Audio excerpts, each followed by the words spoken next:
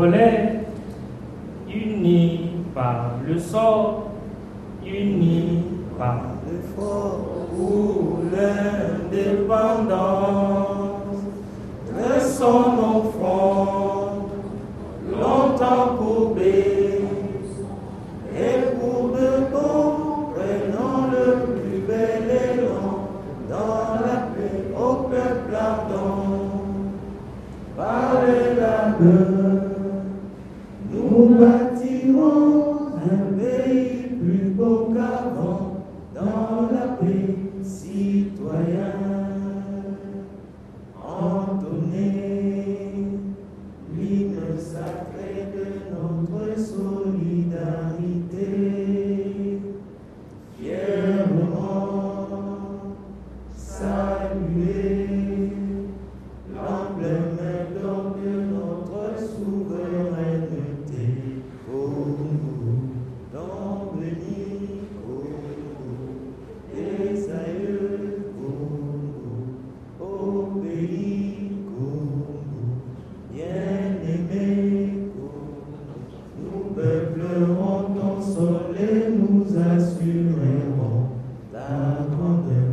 30 juin au doux soleil, 30 juin du 30 juin, jour sacré soit le témoin, jour sacré de l'immortel, serment de liberté, que nous léguons à notre postérité pour toujours. Et alors, nous allons commencer d'abord par le mot du secrétaire général. Saluer et vous souhaiter la bienvenue dans ce cadre de l'UNPS où se tient cette grande réunion. Journée mondiale de la santé. Pour rappeler les joies immenses que j'ai été chargé personnellement pour lancer cette journée sous le thème Sois fier de ta bouche. Et au niveau national, le thème retenu est intitulé Tous unis pour une lutte active contre les maladies de la bouche. À travers tous les partenaires, c'était plaisir. Merci. Encore une fois, merci. Et avec vous la parole.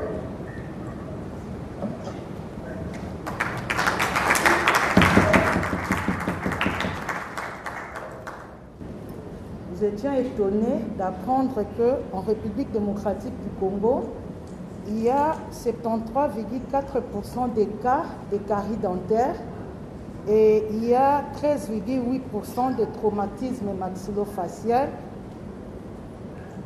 Non, il y a 13,8% de parodontopathie et 5,8% de traumatisme maxillofacial. Ça nous a vraiment tiqué et nous avons vu l'importance de ces assises d'aujourd'hui. C'est vraiment, comme vous le dites, que chacun, en ce qui les concerne, puisse prendre conscience de la gravité des maladies bucco-dentaires que touche notre population congolaise. Que chacun, à son niveau, puisse prendre conscience et apporter une pierre pour qu'on puisse combattre ces pathologies. Parce que, comme le dit le mot, comme le dit le thème international, sois fier de ta bouche. Je serai fier de ma bouche comment? Si ma bouche sent mauvais, s'il y a la carie dentaire qui me dérange, avec les traumatismes maxillofacial, comment je serai fier de ma bouche? Donc, nous devons tous prendre conscience. Et le thème pour notre pays, tous unis pour une lutte active contre les maladies de la bouche. Donc, je ne peux que vous souhaiter un excellent travail et qu'au cours de ces assises, que nous puissions faire ressortir de bonnes recommandations pour le bien-être de notre population. Merci.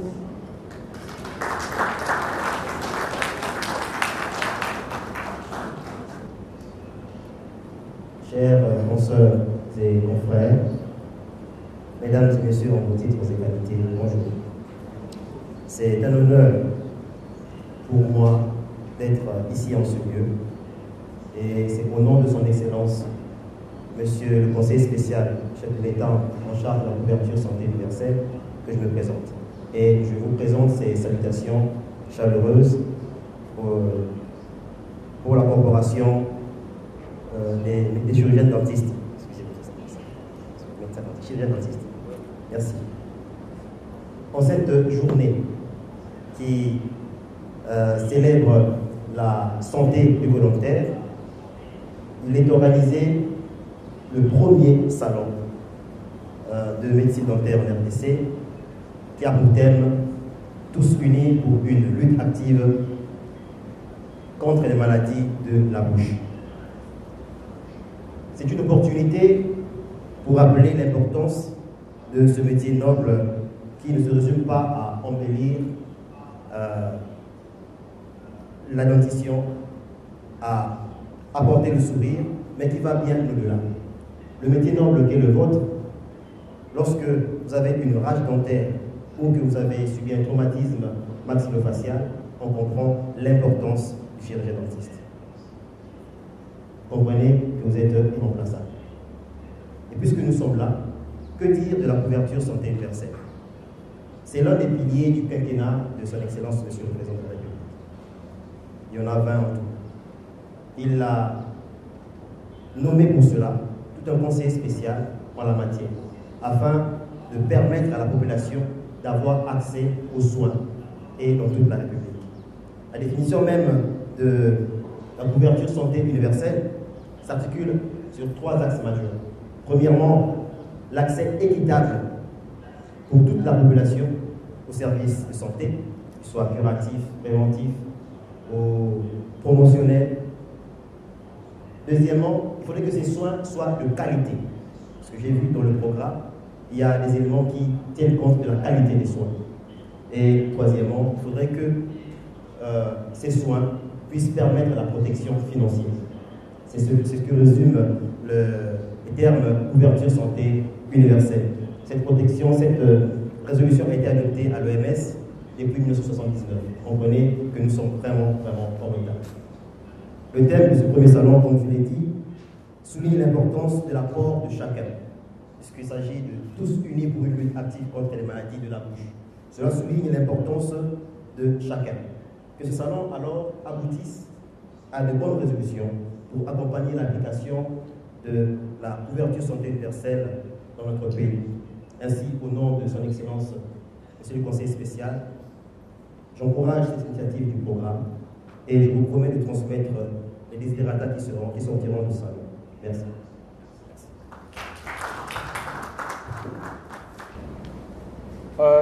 Si vous avez remarqué, il y a 5 provinces qui prennent la majorité des formations sanitaires équipées en service de dentisterie. Donc si vous allez de Kinshasa à Kwilu, ça fait à peu près 80%.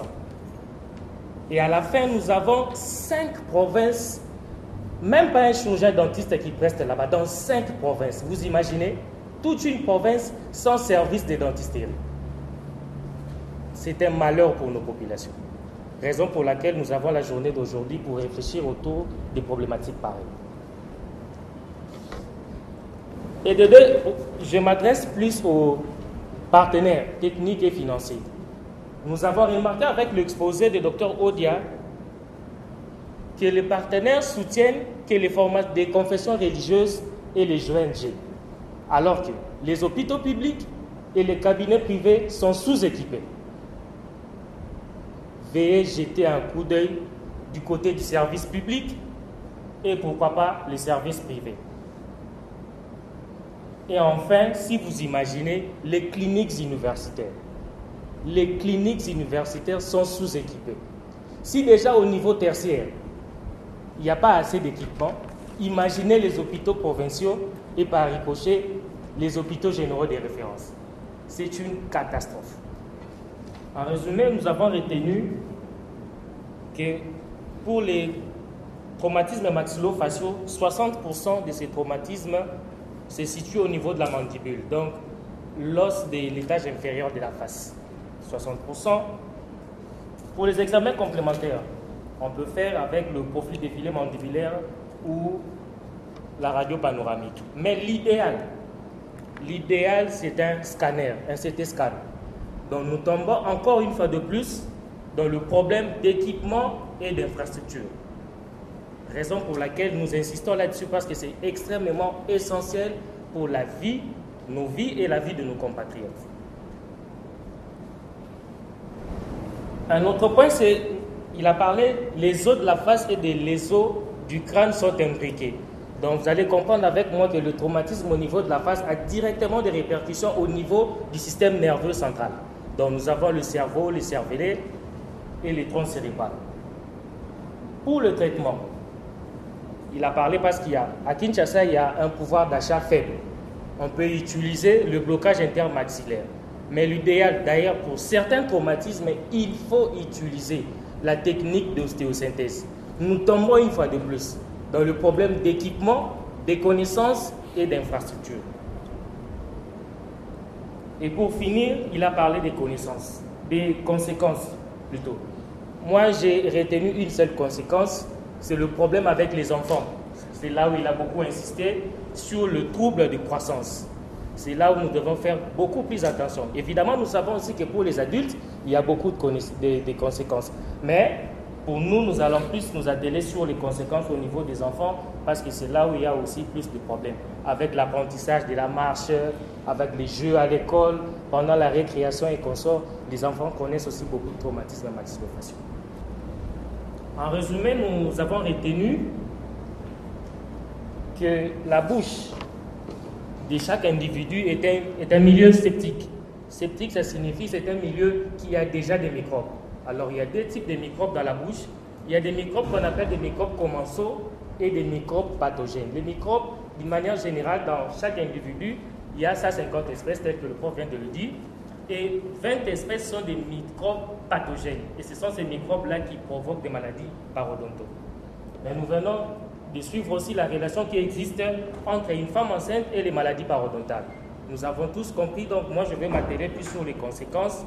Lorsqu'une femme enceinte développe des pathologies parodontales, comme conséquence, elle peut avoir une pré-éclampsie, elle peut avoir un retard de croissance intra-utérine pour son enfant, et pire encore, elle peut même aller dans une situation fatale, où elle peut avoir une mort intra-utérine. Donc son enfant peut déjà décéder tout en étant dans son ventre. Si nous pouvons résumer cet exposé, il a parlé de l'approvisionnement en médicaments essentiels et intrants spécifiques à la médecine dentaire. Le système d'approvisionnement ici au Congo est géré par la direction de pharmacie et de médicaments. Mais l'approvisionnement au Congo ici, en médicaments, est organisé à travers un système. On appelle ça STAM. STAM, Système national à l'approvisionnement de médicaments. Dans ce système-là, maintenant, il faut intégrer des listes de médicaments que vous voulez importer ou soit approvisionner ici au Congo. Le problème avec la médecine dentaire, c'est qu'on vient à peine d'intégrer la liste des médicaments et des intrants spécifiques à la médecine dentaire. Vous imaginez? Donc les intrants en médecine dentaire ne figuraient même pas dans cette liste-là, la liste nationale des médicaments en médecine ici au Congo. Et de deux, pour le problème, nous avons identifié qu'il y a un développement anarchique des privés qui font que la direction elle-même, la direction de pharmacie et de médicaments, n'arrive même pas à identifier qui est réellement distributeur et qui est détaillant. Pire encore, même la vente de produits et la circulation de produits à la cité ou soit dans le pays, la direction des pharmacies et en médicaments n'arrive même pas à le contrôler. Pour les solutions, ici je vais insister plus sur les partenaires parce qu'on a remarqué que les partenaires soutenaient plus une catégorie de programmes et que par exemple pour le programme national de santé bucco-dentaire n'était pas du tout soutenu, que ce soit en termes d'organisation ou en termes d'identification d'importateurs ou de détaillants pour la distribution de produits et des intrants spécifiques à la médecine dentaire. C'est ainsi que nous appelons le représentant de l'OMS qui est ici sur place avec nous. Il a manifesté le besoin de dire un mot sur cette journée. Nous invitons ainsi le docteur Sambou Bakari pour dire un mot sur la journée. Je voudrais tout d'abord remercier le ministère de la Santé et peut-être me présenter parce que je suis au bureau de l'OMS à Kinshasa et je m'occupe de tout le classeur qui concerne la lutte contre la maladie. Où sont logés tous ces programmes, aussi bien pour les maladies transmissibles, les maladies non transmissibles et les maladies tropicales négligées. Je coordonne ce classeur. Et c'est à ce titre que je travaille beaucoup avec le programme de santé bucco-dentaire du ministère de la Santé. Je pense que le docteur Alex Kabouya, avec qui on en discute pratiquement à longueur de semaine pour voir comment booster ce domaine de la santé bucco-dentaire.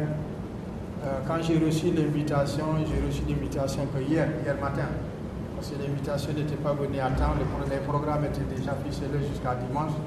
Je lui ai dit au téléphone que j'allais tout faire pour faire un saut au niveau de cette rencontre pour dire bonjour à tous ceux qui sont présents et vous encourager sur ce que vous êtes en train de faire.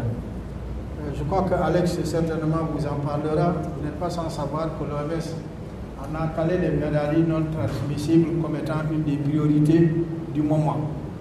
Et la santé bucco-dentaire occupe actuellement une place prépondérante au niveau de l'Organisation mondiale de la santé.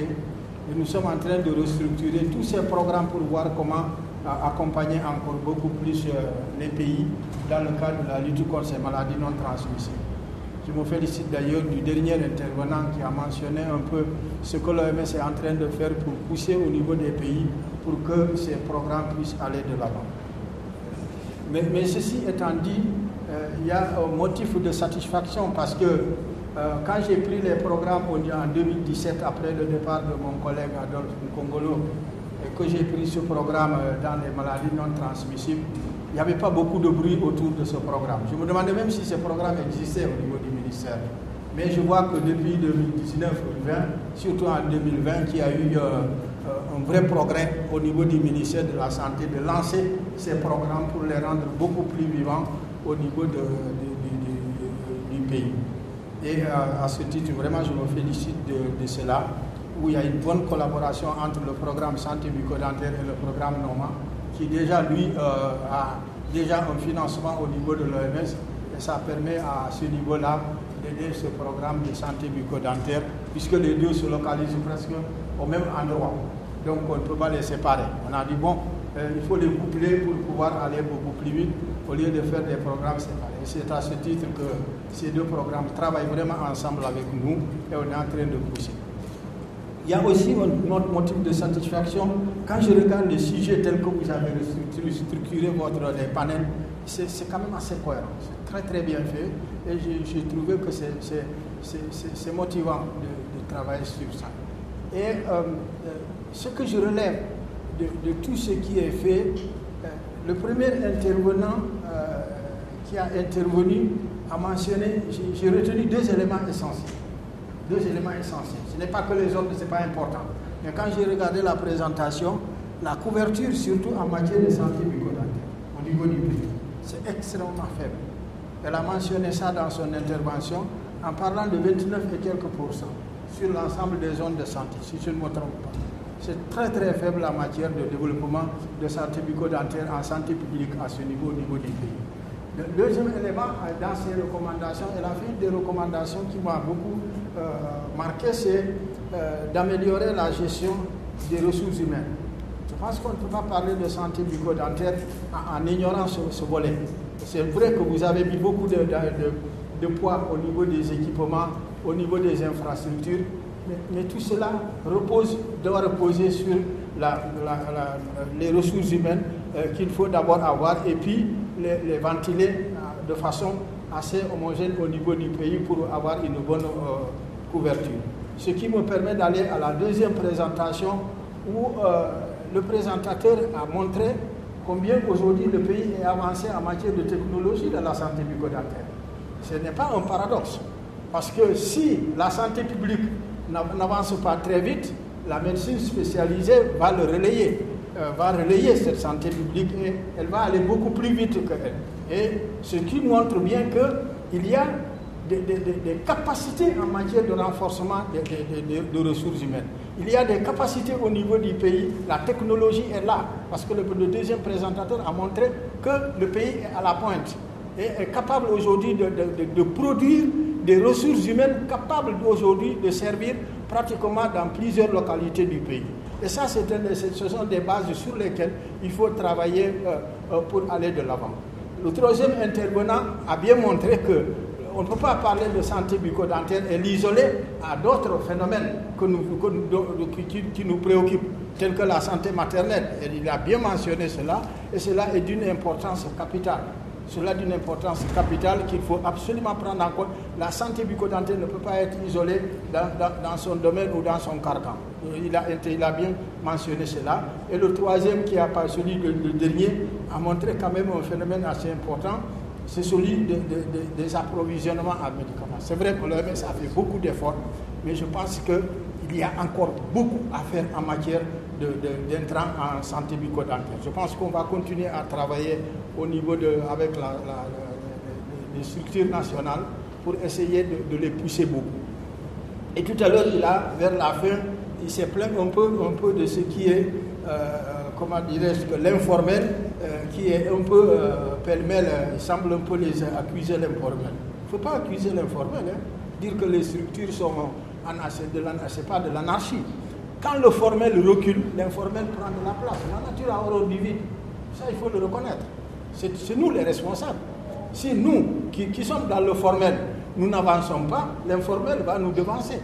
Et la nature ne peut pas laisser du vide. Les gens ont besoin des soins, et quand les gens ont besoin des soins, il faut qu'ils se soignent.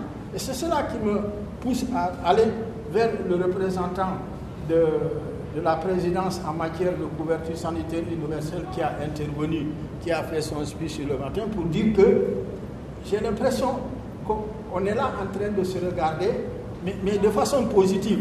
C'est-à-dire que le ministère dit aux structures régaliennes, on vous attend, mais aussi les structures régaliennes de la présidence chargée de la couverture santé universelle dit au ministère de la Santé, qu'est-ce que vous êtes en train de faire? Ce sont des questionnements un peu reliés. Je fais partie des gens qui ont travaillé beaucoup en 2019 et 2020 pour appuyer à la demande du président de la République à l'OMS de faire le diagnostic, le scoping sur la couverture sanitaire universelle. Et moi, j'ai travaillé beaucoup avec les équipes de l'OMS qui sont venues de l'extérieur sur les maladies non transmissibles. Et on sait aujourd'hui que le gap est extrêmement important en RDC en matière de couverture sanitaire universelle. Et on se réjouit aujourd'hui à l'OMS, on est très content d'avoir cette structure très haut située qui est aujourd'hui en train de piloter ou de pousser à aller vers cette couverture sanitaire universelle. On ne peut pas parler de ça sans parler de ces spécificités qui sont des spécificités extrêmement importantes au niveau du pays. Donc nous attendons aujourd'hui que cette couverture sanitaire universelle, pour laquelle il y a eu un travail colossal qui a été fait en matière de diagnostic, on a élaboré la feuille de route pour la couverture sanitaire universelle.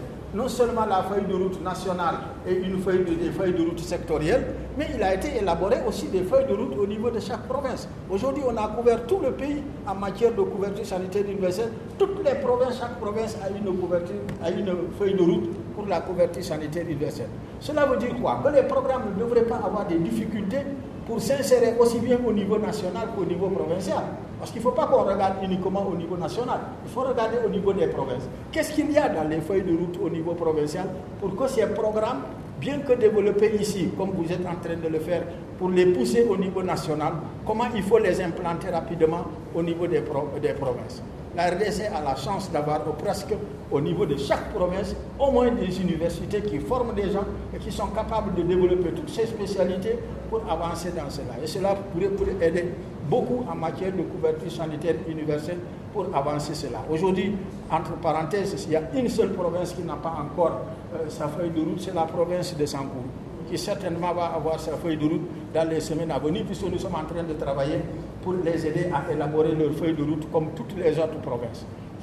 C'est encore une fois vous encourager et vous dire que si vous construisez bien au niveau national, vous serez beaucoup plus solide pour aider les provinces à aller de l'avant.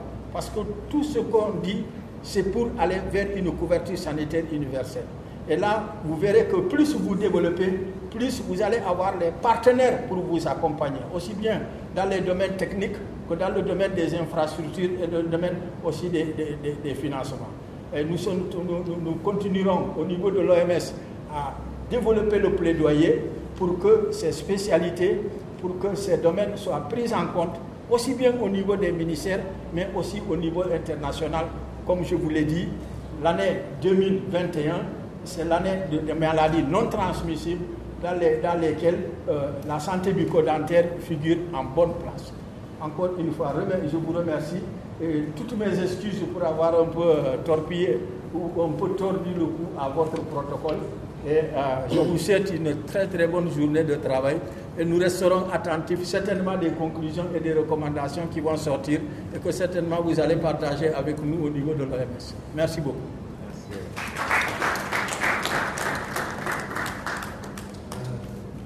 Merci, Dr Sam, pour votre intervention. Nous sommes toujours, comme le Programme national de santé bucco-dentaire, disponibles à continuer ces partenariats. Elle nous a parlé d'abord des problèmes. Moi, j'ai retenu plus le problème au niveau de 5 piliers. Avant, il y avait des problèmes au niveau des ressources humaines. Vous avez remarqué avec moi que l'essentiel du personnel formé en dentisterie est concentré dans des grandes villes, surtout ici à Kinshasa.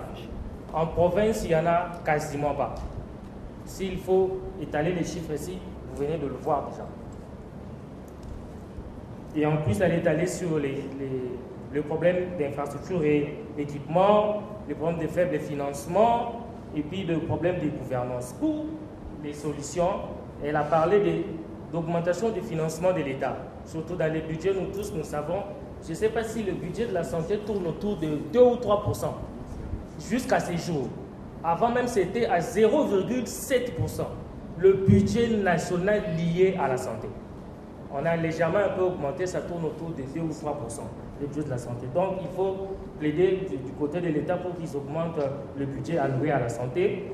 Surtout, nous avons aussi besoin, comme elle vient de le dire, de l'implication des partenaires. Parce que nous avons remarqué que le partenaire dirige plus leur financement au niveau des ONG et des confessions religieuses. Donc, si les partenaires s'impliquaient pour qu'ils puissent financer la formation, financer l'équipement des hôpitaux publics, ça sera vraiment une bonne chose. Et ensuite, moi, je voulais plus encore m'atteler surtout la question concernant la prise en charge des soins par la population. La consoeur a proposé si on peut aller vers des mutuelles de santé pour permettre à la population, parce que nous savons que le pouvoir d'achat ici au Congo est très faible. C'est vraiment une occasion de réfléchir autour de ça, sur des cas, sur des mutuelles de santé, ou soit même des assurances maladie, pour permettre à la population d'essayer de couvrir leurs besoins en santé bucco-dentaire. Et à la fin, elle nous a parlé sur les évolutions des maladies. Il y a le cancer, il y a le NOMA, il y a le VIH. Même nous avons ici les deux professeurs qui nous ont parlé des traumatismes et puis de parodontopathie en lien avec la grossesse. Merci encore, Dr Preskambing. Nous avons compris vraiment que le financement de la santé dans notre pays est buté à beaucoup de problèmes, en commençant par les budgets nationaux, vous venez de le préciser, qui tournent autour de 7 à 9%. Mais quand bien dans le 7 à 9%, le taux d'exécution pose encore problème. Tourne autour de 20 à 45%, si j'ai bien compris. Même le taux d'exécution dans le 9 à 7% pose encore problème. Vous avez aussi parlé de financement de la santé ou soit de la prise en charge des maladies qui est plus assurée dans sa grande proportion par les ménages. Et nous tous, nous savons que chez nous ici, le pouvoir d'achat est trop faible. Donc pour les ménages aujourd'hui, la santé pose un problème. Pour ne pas dire tel que vous venez de le dire tout de suite, la santé, la prise en charge des maladies est en train d'appauvrir la population.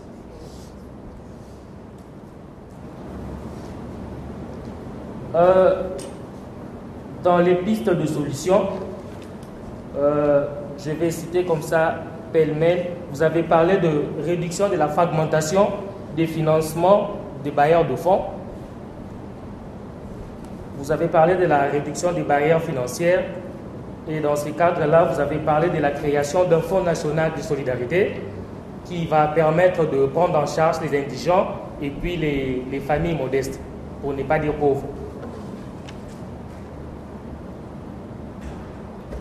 Et en plus, vous avez parlé aussi de la gestion efficiente, même de ces fonds-là qui sont disponibilisés, que nous savons tous qui sont faibles, qui sont modiques, mais vous avez parlé de cette gestion efficiente-là.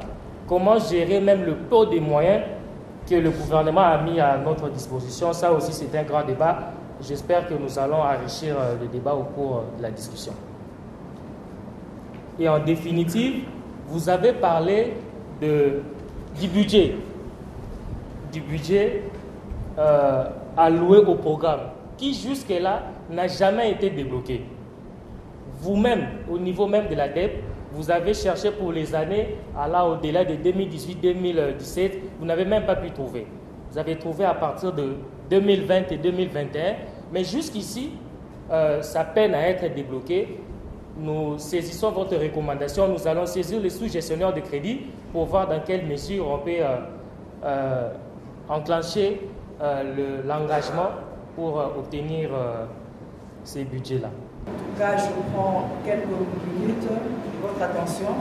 C'est juste pour remercier le Programme national de santé bucco-dentaire pour l'organisation de ce premier salon de médecine dentaire à l'occasion de la Journée mondiale de la santé bucco-dentaire qui est célébrée dans le monde entier le 20 mars.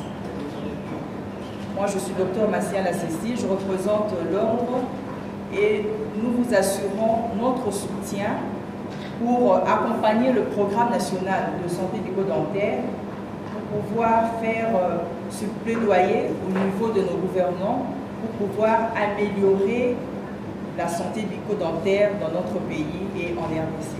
Merci.